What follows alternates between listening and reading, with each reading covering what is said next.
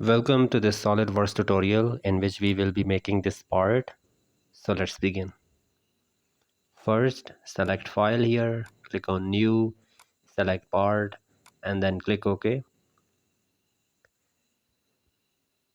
So here, select this front plane, click on Sketch, select this line, and make a vertical line here, and then this horizontal line, and complete this box. You can do this by using the rectangle as well. So now select the Smart Dimensioning tool and specify the length of this vertical line as 75 and the length of this horizontal line as 100 millimeter. Now select the extruded boss base here, and here specify the length of extrusion as 40 millimeter. Then check this box from here, change the background to plain white, and here you can specify any appearance you like. Now select this face and click on sketch option, and here we need to select the corner rectangle, and here make corner rectangle like this. Now press the escape button, specify the length of this line as 20,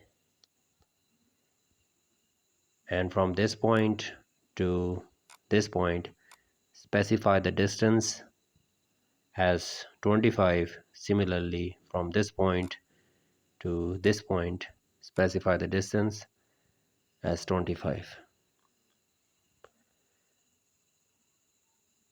And now go to features, select extruded cut, and here specify 40 mm, and then check this box. Now select this face, click on sketch, and here we need to select the corner rectangle again, and from this point to this point make a corner rectangle,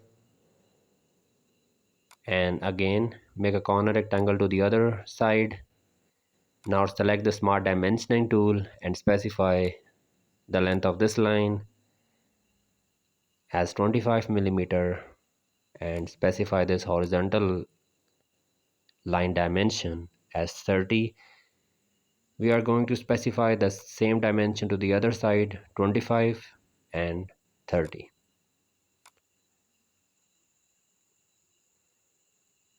And now go to features, select extruded boss base, and here we need to specify the length of extrusion as 25, and then check this box.